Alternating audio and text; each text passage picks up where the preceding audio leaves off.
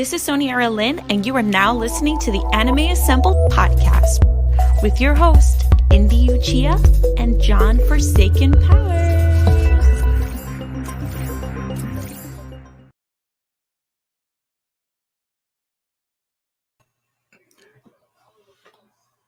That was weird. So what it do? You already know what it is. It's your host with the most, Indy Uchiha, with my co-host and partner in crime, John Forsaken Powers. And we are back after a short hiatus. Y'all hear my chair? I need to oil it. Yeah. It's like squeak, squeak, squeak. You need some WD-40, my guy. Yeah, definitely. We are back with episode 33 of Anime Assembled, gracefully titled Welcome Back. But it's not because we're back. But y'all gonna have to wait for that. What's been up, Forsaken? How you been, bud? I've been doing pretty good. You know, I actually good news. Just started a new job, so it's been kind of, that was awesome. It's been a little bit rough on the anime side of things, so I've been having to slow down on the 29 or so shows I've been watching. I'm behind, but don't worry, I'll catch up. But there's a lot of news since we've been gone, and yeah, we're gonna get through all of that. We're gonna get through it all. But how's everything been with you, my man? Everything's been good, man. Everything's been really, really good. Just watching anime, getting back in the groove of things, feeling a lot healthier.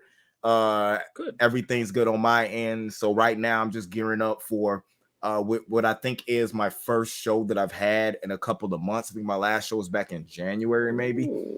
So I got a show coming up in June, I believe, like June 16th, out in Cedar Lake, out in your stomping grounds. At Goodfellas Bar and Grill. Only problem is it's on a Thursday and it starts at 4:00. So that might cut into a lot of my fan base showing up. But I'm a headliner, so maybe I go on later and everybody gets a chance to be able to get there and do it. But the thing I'm excited about is, man, we got some stuff to talk about today. Yes, we do. First off, don't forget to follow us on Instagram at Anime Assembled, at A+ Opinions, at Nerd Mix Alpha. Head over to A+ Hero Report YouTube too. That's where this is at right now. Subscribe to that, and you can also catch us on Spotify, Nerd Mix Podcast Network on Spotify.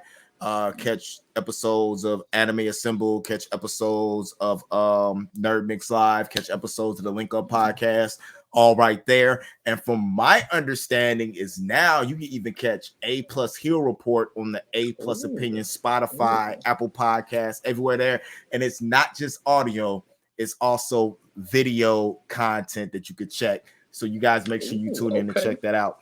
But you ready to tackle some news? I'm as ready as I'll ever be for it. All right, well, let's pull up the first one, man. We all know that there's been a problem when it comes to Chinese animators getting paid and Japanese animators getting paid.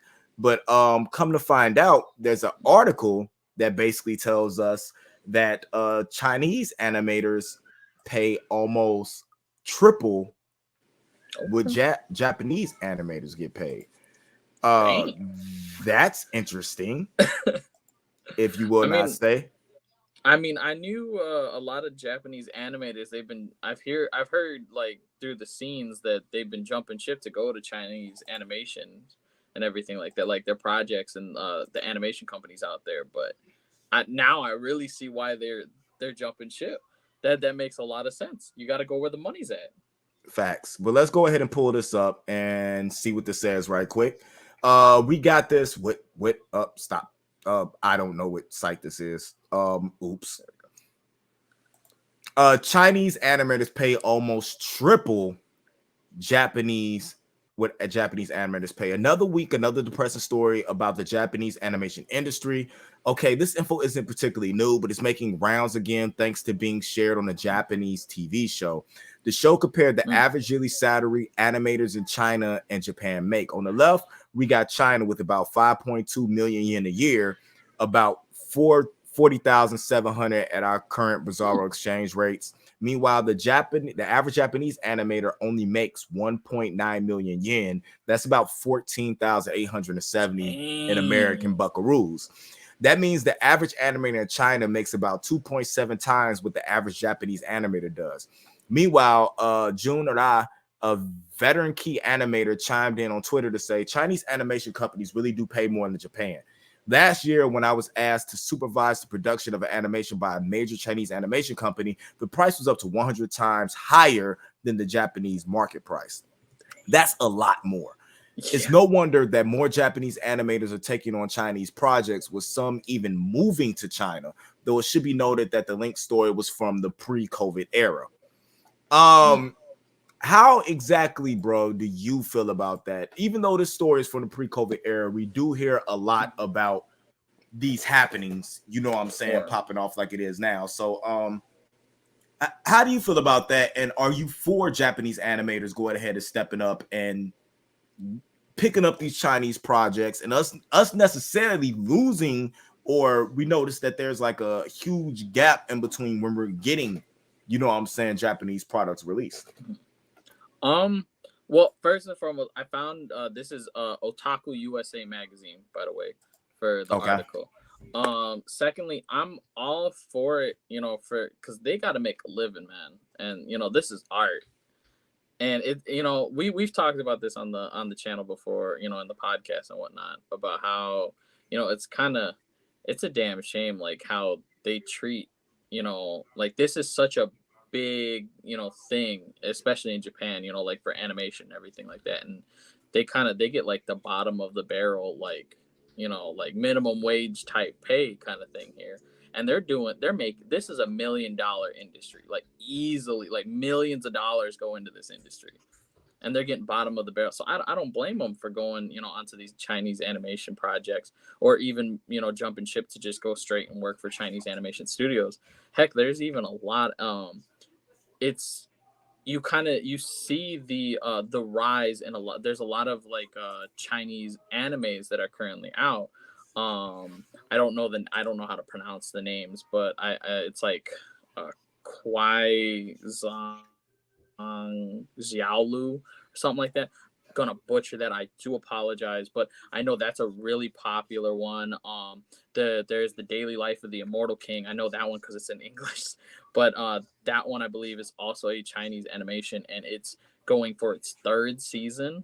You know, so like there's this rise. There's a lot of Chinese animation coming out now, and you know, or I shouldn't say just coming out, but you know, like just being more prevalent than it was before. And well, I mean, if everybody's jumping ship to go work on these, you know, Chinese animation projects, well, of course we're gonna see more.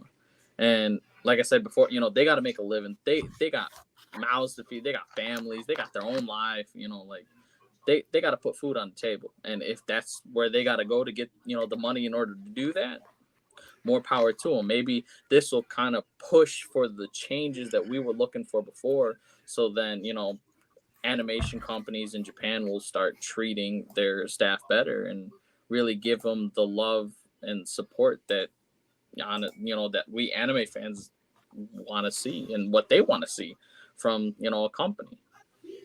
Okay, I can do that. Do you think this is the reason why, like, which I don't know because I'm ignorant to this whole point of what's going on, but like when shows like Dragon Ball and different stuff like that, we had these huge gaps, you know what I'm saying, in between sagas, or you know what I'm saying, seasons.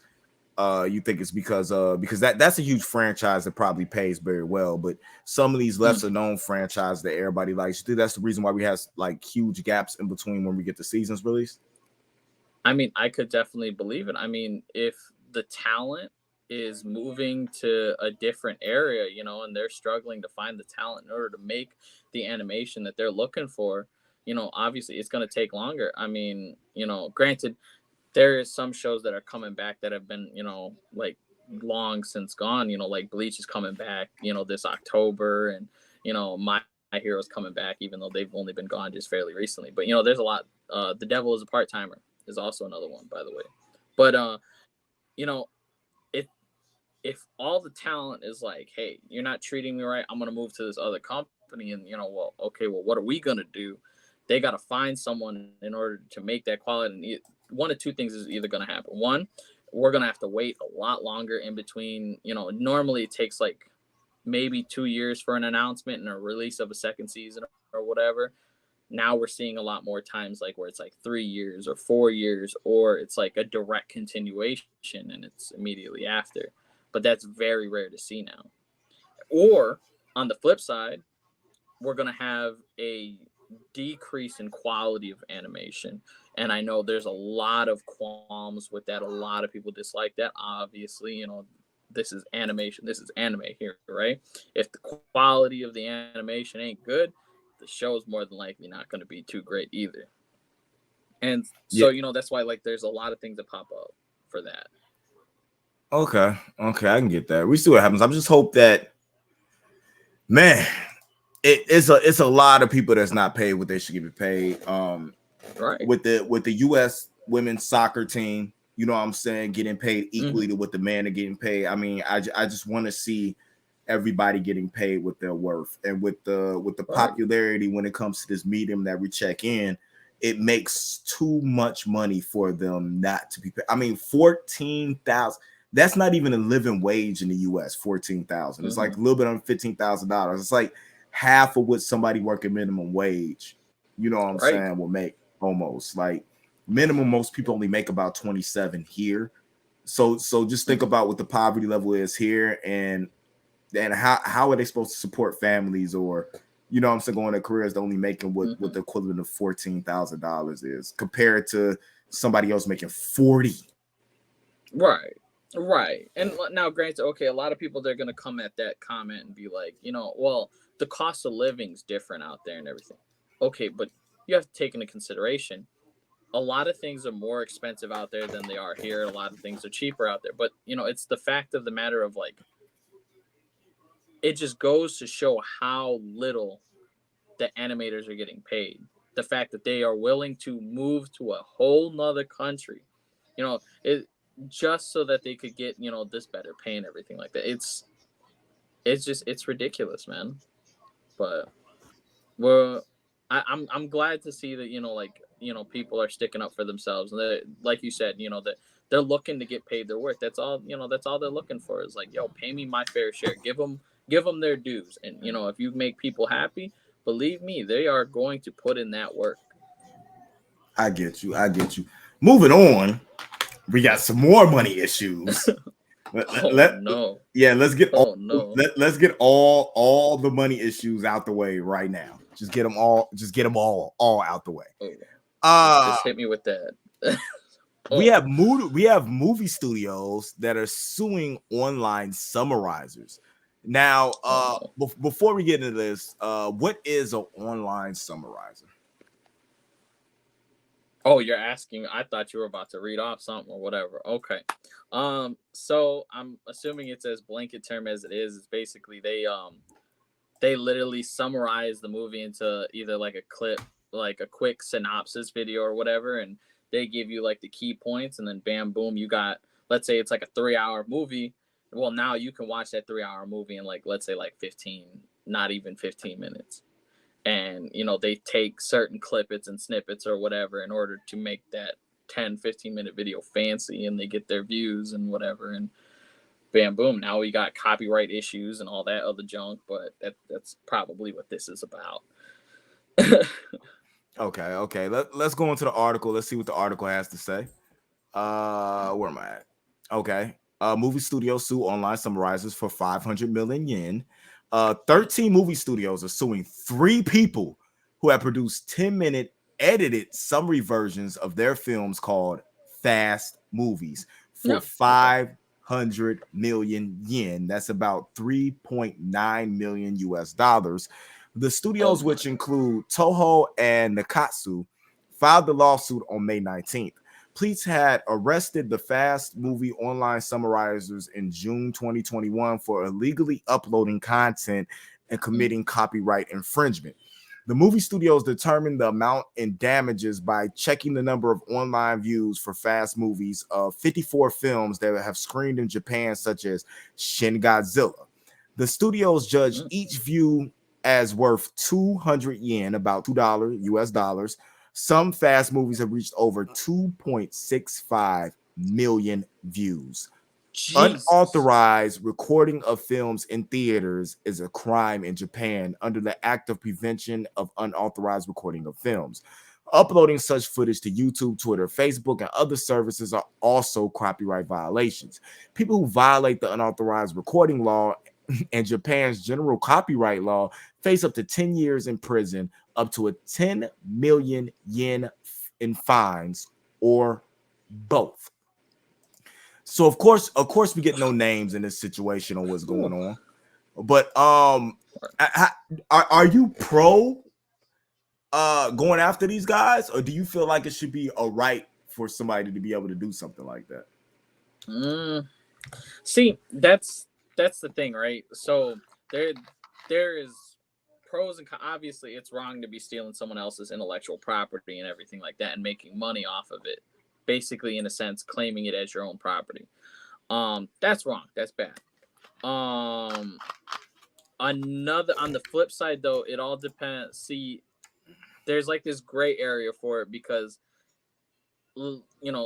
let's take Shin Godzilla, right? Let's say it only aired in Japan, but there's, obviously there's a lot of people in the United States and all across the world that want to watch this movie, but they can't because unless if they buy a plane ticket, fly to Japan, book it in the theater and watch it, it's almost astronomically impossible for them to watch the movie unless if it's, aired near them. So a lot of people, just like how anime works, there was the whole age of piracy, the piracy era, just kind of like, the whole age of pirates and One Piece kind of thing for anime viewers. And that's how a lot of people got their anime fix, especially, back in the early 2000s when it was extremely hard. Crunchyroll wasn't as insane as it is now. Funimation wasn't as great as it is now. Or, well, I shouldn't say from what it was. There wasn't like High Dive. There wasn't, Netflix giving us anime. There wasn't all these other streaming services that were providing us anime. It was just kind of like, you got to find what you got to find, So on that regard, a lot of people take to stuff more than, like these fast movies. And so I get it. But at the same time, it's just like, it's a good and bad. I'm on the fence. So it's bad for the aspect of, them stealing it, taking it as their intellectual property. But you can't blame the people who are just trying to watch the movie. If you're not giving them, the option, if they want to see the movie, they're going to see the movie one way or the other. They're going to find a way, kind of thing. So it's more or less, it's on those animation companies, in order to put these international releases. Granted, that's going to cost money, but just imagine the money that you would make if, you put it out there and let us watch, rather than us having to go through some not so legal means in order to watch. So that's my take. I'm going to make it as ambiguous and vague as I possibly can so we don't get in too much trouble in that regard. Just in case if, some of these big animation companies are somehow miraculously watching our little podcast here. Yeah, I definitely get you with that. I'm not, I don't know if I'm not for stealing somebody's intellectual property and reformatting in order to make money off of it, but I wonder how this is going to affect people who do reviews of shows and movies and stuff like that and want to use clips, like not like clips from the movie, but like trailer content and stuff like that that's already released in order to give their opinion or something on the movie. And I wonder how this is going to affect what they do. Yeah, and then that also, I'm glad you bring that up, because there's a lot of people who do like reaction, videos to things like that.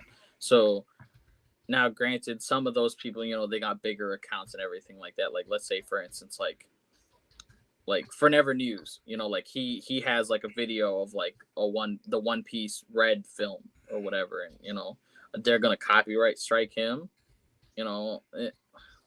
It's a double-edged sword there. It's like I said, there's a lot of gray area in that regard. It's not like he's, well, I'm not saying that he did it, but it's not like those kind of people are claiming that as their own property. They're just trying to like bring hype to the intellectual property itself. So hopefully it doesn't mess with those kind of people like us. I mean, we're those kind of reviewers. We I mean, we used to place like little clips of shows and stuff like that, but then I remember we got hit with some copyright stuff before, and we had to edit our stuff in order to do that. So, it sucks because, what better way to get someone, granted, we try our best to describe and, explain how things are, but it makes it so much nicer to have those really cool, beautifully animated scenes from the trailers and everything like that to show you guys. And, so it's rough. It is hard for us, for that kind of thing. So, yeah. I definitely get that. It makes it kind of hard. So it's like you take the chance of not monetizing your content in order to review something to have a trailer with it, and then hoping that people come along for the conversation that you're having after that. You know what I'm saying? When you get to the other things, like that pull them in, don't monetize that, and then monetize everything that you're doing afterwards. Okay. Yeah. Hopefully, everything works out, and at least particularly in our favor, But it's a crazy world we live in, bro. That's for sure. That's for sure. Definitely. But let's, now that we stop with all the negativity, let's get into some fun stuff. Yeah, let's get into something fun. Give our fans something happy to be about, man. There's a show that I am a fan of called Rick and Morty. Rick and Morty is getting a 10-episode anime spinoff from, get this, the Tower of God director. Bro. Let's go. Dude. Bro. Hold on. Let me say it again in case you didn't understand it. Bro. I know you were a big fan of when Tower of God came out. I mean, I was too. So this is chef's kiss. This is beautiful. This is awesome. Yeah. Rick and Morty is getting a 10-episode spinoff from Tower of God director, right? The popular comedy, just look at that animation is gonna be flawless. The popular comedy show Rick and Morty is getting a 10-episode spinoff titled Rick and Morty the Anime. The Tower of God director Takashi Sano said Sano previously directed 2 anime shorts set in the same universe. You can check out Rick and Morty's versus the Genocider on the Dark Swim's official YouTube channel. Right, it's great. Go check it out. Studio Telecom Animation Film will be in charge of the production. The series will adapt material from the main series, but Rick and Morty the Anime is also set in its own standing and original work. Sano commented the multiverse straddling exploits of Rick and gang pose challenges to the family bond, but they always rise to the occasion. It is such a life-affirming sight, and Jerry is no exception. I am honored to have been given the opportunity to tell a new story about this amazing family. I hope you enjoy their adventures. A full 10-episode anime series of Rick and Morty sounds exciting, and we look forward to some more details about the project. I cannot wait for this. This article came from Anime Corner. Speak, sir. Speak. Speak, Mr. Intelligent. I am always happy to see anything anime related, and the fact that Rick and Morty, it's such a huge show. I think they've already confirmed all the way up to season 8. They're only on season 6, by the way, but they've confirmed. So this just goes to show how insane this show is, and how much faith they have in it, and the fact that back, what was it? I think it was early last year or whatever. We got Star Wars Vision, the Star Wars anime and everything. So the medium is growing and the medium is taking over, and I love it that Rick and Morty, just how the show goes, it already has an anime feel to it, and now that they're actually gonna make it happen, I'm so hyped, dude. I'm so hyped. Yeah, I can't wait to see what this is gonna be. Rick and Morty is the perfection of multiverse. Like when it goes through traveling through the multiverse, stuff like that, and seeing this in anime form, written from an anime mind, especially somebody like the that has established such an amazing show like Tower of God. I can't wait for this. I am interested in it. Take my money. I want all the t-shirts. I want all the prints. Yes. I want all the statues. Like I'm ready for it. I can't wait, man. And I know you could create such an amazing story out of this. Easily. And they can, and then that's about, I'm glad you bring up the multiverse, you know, because that's a pivotal point of Rick and Morty. But that just, they can go literally anywhere with it. Anywhere. Like, the universe is the limit. Not even the sky. The universe is the limit with this. And I can't wait. Like, I'm so excited what they are going to do with all that. I hope is by the end of episode 10, it puts season 2 in production or something like that. You know, like there's no way that they can just leave it with 10 episodes. They got to do more with it. No, this is gonna be one of them things where I feel like every other year, like please let us get a spinoff, like continue the story, or let them adapt other, you know what I'm saying, different shows in the anime form. Let us get a Simpsons. Let us bring Futurama out the grave. Let us get that. Let's get a Bob's Burgers. You know what I'm saying? Like that would be cool.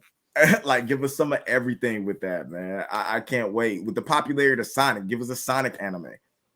Mm-hmm. You know, like dude, I would be so geeked if they do any of them. I mean, I know they did like the little spoof in like in one Simpsons episode, they had like all of them dress up as like different anime characters, but just imagining like each of those types of shows, Bob's Burgers getting an anime style, like the insanity that will ensue and the excitement that my body can only contain so much. Hopefully you're right.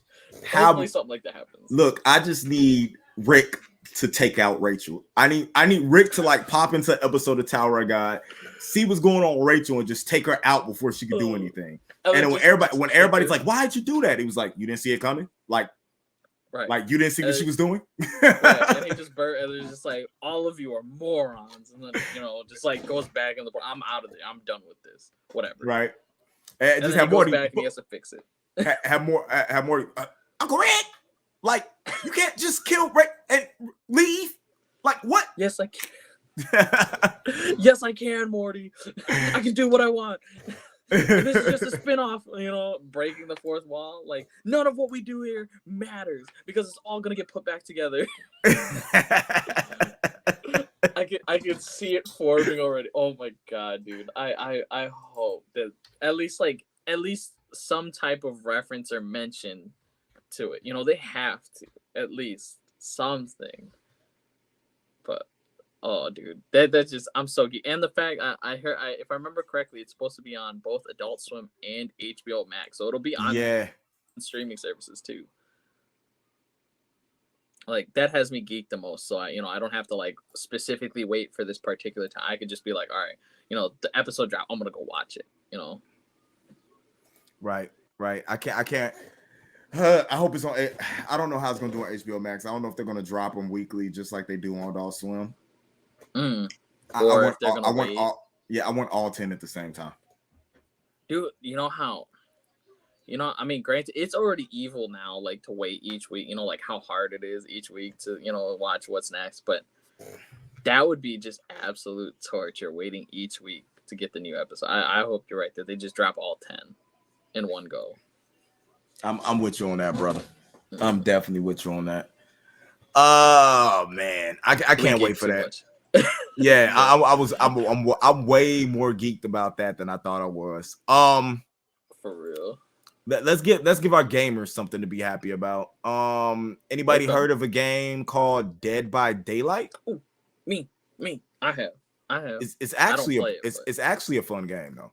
But Dead by Daylight announces an Attack on Titan crossover. Okay, so now I'm gonna play it.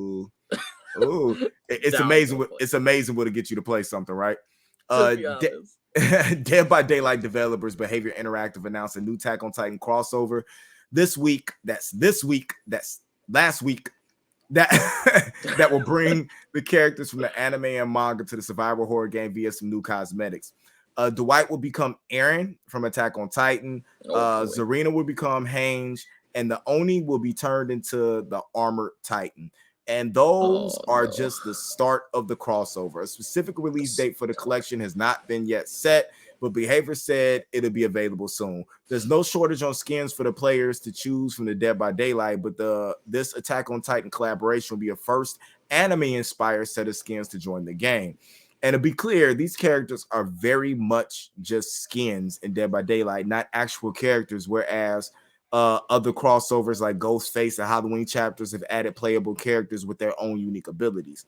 In case you didn't catch the skins' first appearances during the Dead by Daylight anniversary event stream where they were revealed, you can see them below after the concept artwork for the cosmetics was shared afterwards by those excited for the crossover. Oh snaps! That does not just look concept. Like they look nice. Yeah, that Armor Titan does look dope though.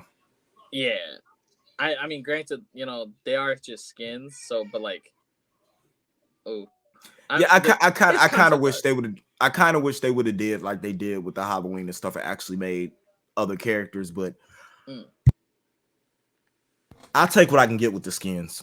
Behavior announced that it plans to include 10 outfits in total for this collection. So if one of your favorites isn't represented by ones revealed this week, there's still a chance they could make the cut between now and the time the collection is actually released. It was not specified if those 10 outfits will consist of an even split between survivors and killers, or if one side may end up with more Attack on Titan gear than the other. The Dead by Daylight creators occasionally put out surveys asking the community what they like to see around this time last year. One of those surveys asked what kinds of crossovers will people be excited about. The survey spanned different mediums like anime, movies, other video games, and more. And among the options was Attack on Titan. So it's evident people were really big on the idea. It's those kind of surveys that also led to the Hooked on You Dead by Daylight dating simulator, was similarly announced during the anniversary event. Another Resident Evil chapter was revealed too, but given how well the first one was received, that's not too surprising. Okay. So what this Dead by Daylight is not really my thing. What was the other one that was it was more of the actual, I can't remember the other one that was real big in the horror genre, survivor genre, that came out. Not State of Decay, but it was another game. Well, like you had to Friday go out. the 13th. No, well, you had to go out at night, but like I can't remember the name of it. It had dead in it or light or something in it. Too. Are you talking Dying Light? Dying Light was more. Yeah, Dying Light is more my fit than what Dead by Daylight is. But yes. But this Friday the 13th style, you know what I'm saying, horror genre, which I still feel is a ripoff of Left 4 Dead. Like it's just a simpler Left 4 Dead to me. It's something where if it was the collector in me wants to go get the skins. But I don't want to play the game. I can understand that. I can understand. See, that's the problem. So, like, as much as I want the skins, I know I'll never play this game once those skins are gone. Like, once I collect them, and like maybe like the first couple days, like I will not go back. I tried playing Dead by Daylight before. I tried playing with friends, and it's just not my cup of tea. It's just not my game. But I want the skins. I agree with you. I can't remember what the monster game was, where they had like the monsters and the monster would eat stuff and morph into a different monster. Yeah, Evolved, like failed. They just had the Resident Evil game. They tried doing the same thing and that bombed. Yeah, well, Evolved, they had so much promise to it, and a lot of people, they were more expecting like a story mode aspect to it, and then the story mode was like, here's some dialogue, and then that's it, and then it's the exact same thing over and over again. So that's why that flopped. I'm not surprised that flopped. A lot of people misunderstood what that game, because it was not this or that. It was something completely else. But super. I love the fact, going back to Dead by Daylight, I love the fact that they said that this is just the start. So that, they said like 10 or so in the article. So I'm curious to see who else that they're going to put. Obviously, they're going to put like Mikasa and Levi and more than likely maybe Armin or something. But, I'm curious to see if they'll put any other Titans into the game. I met a girl who's at work, whose last name was Anchorman or Ackerman, however you pronounce that. It was spelled the exact same way, and she missed the bus by a mile by not naming her son Levi. She named him Donald. I'm like, how do you not name your son Levi? Wait, how do you name your son Donald? Okay, what does he quack like the duck too? Yeah, DA. Like you setting your son up for failure in high school. One job you missed this. Oh my god, that hurts. I mean, more power to her. You know, kudos to Donald. I hope Donald does well in life. I'm not trying to wish him bad or nothing, but damn, Donald. Maybe go by Don or Donnie. Maybe not Donald. Oh, okay. I'm gonna move on from there. But hopefully, they put some more. I would like to see more Titans, or like maybe even like the Cart Titan. If they got like, I don't know the monsters inside of Dead by Daylight. Like I said, I don't play the game, but I would like to see like something different. Like let's say they do the Jaw Titan, or maybe they put like Ymir, back into the show, even though, we know what happened with her.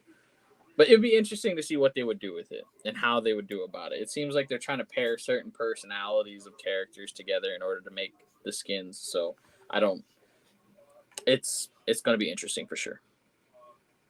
Definitely. I can't wait to see what happens with that. We got one more story, man. And okay. I think it's the one that everybody's been waiting on. That everybody. Drum roll, please. Welcome back. And if you don't say it like this, you are a noob. Because anybody who says the X in this, it is totally disrespectful. Welcome back, Hunter. Hey, let's go. Yeah. Hunter is coming back, confirmed by One Punch Man creator. This comes to you straight from Anime Senpai. One of the most popular shonen manga series of all time, Hunter is confirmed to be coming back after a tweet went viral allegedly from the series creator, Yoshihiro Togashi himself. A tweet has been going viral in the Japanese Twitter community from a new Twitter account. The tweet has captioned 4 more chapters for the time being. It shows a side image of a paper which looks like a rough sketch of a manga panel. According to the tweet, Togashi Sensei has completed 6 new chapters of Hunter, and he's trying to finish 4 more for now. The post has gathered more than 2,000 likes in a matter of hours, but the account was created recently. There was still no confirmation whether the account belongs to Hunter creator or not until it was confirmed by a One Punch Man author. 200,000 likes, my guy. Oh, my bad. 200,000 likes. 200,000. Yeah, add a couple zeros. Yeah, to add some credibility to this tweet, the One Punch Man author Yasuke Murata is also following this Twitter handle. They have also retweeted the tweet with the caption, "I was with this person myself."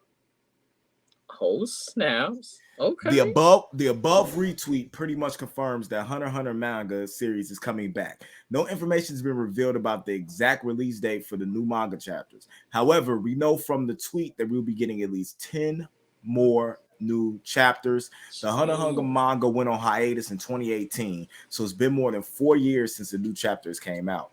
Even if Togashi is coming back for just a few more chapters, this is still good news for fans. Of course, there is still no information on when a new anime series will come back. The popular manga series has previously taken many breaks because of the health issues of Togashi. The series creator suffers from chronic, debilitating back pain for years now, which hinders his drawing capabilities. Now get this, the Hunter manga started serializing in Weekly Shonen Jump since March 1998. That was my first year of high school. I was a freshman. Hunter was adapted by Hunter was adapted by Madhouse into anime series, which aired from October 2011 to September 2014, which totaled a number of 148 episodes. The Hunter anime has a rating of a 9.08 on my anime list from almost 1.2 million users. Hunter story focuses on a young boy named Gon Freesis. freaks, gone freaks, fries? Gone freaks, Freaks? gone I don't know freaks, how, I gone could never, freaks, gone freaks, gone. Oh my bad. Who I discovers could that never his pronounce that. Yeah, who discovers that his father, who left him at a young age, is actually a world-renowned hunter, a licensed professional who specializes in fantastical pursuits such as locating rare and unidentified animal species, treasure hunting, surveying unexplored enclaves, or hunting down lawless individuals. Gon departs on a journey to become a hunter and eventually find his father. Along the way, Gon meets various hunters and encounters the paranormal. Are you excited for a Hunter x Hunter coming back? Let us know your opinion on this, Sir Forsaken. I am super hyped. The whole anime community literally just dropped everything that they were doing at the dime of a hat, or however the phrase goes. See, I can't even speak properly. Everybody dropped what they were doing as soon as this, started circulating. Everybody was freaking out. So this just goes to show how pivotal this tweet, this one lonely tweet is. Granted, it doesn't say when it's coming back. It just says that it's giving us hope that it is coming back. There was the whole meme fiasco, like Hunter x Hunter is, this is 999 days since the hiatus has begun, blah blah blah. Well, guess what? Y'all can stop it.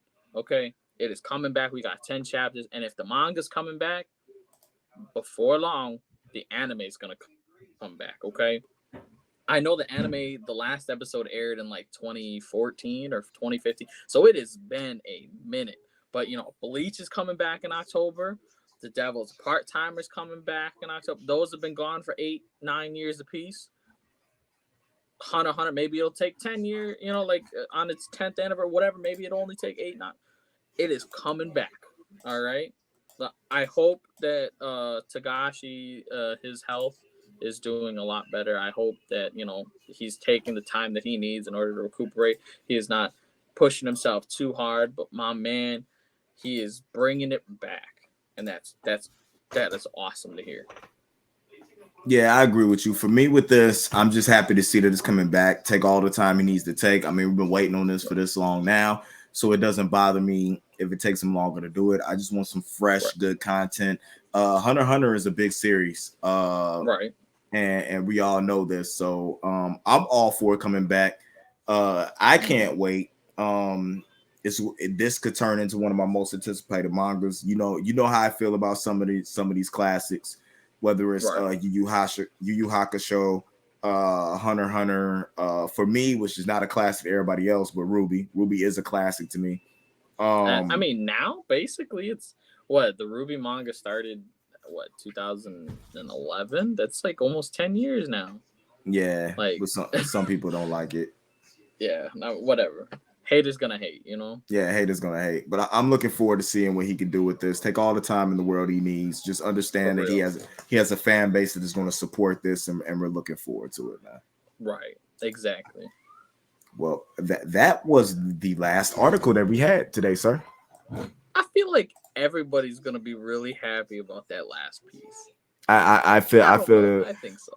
I feel the same. I feel the same way you feel. I think it's gonna be really good. I'm really happy about that. I'm really happy about Hunter x Hunter. Yeah. I might have to make a skit just for Instagram for Hunter x Hunter. Just make a 30-second skit.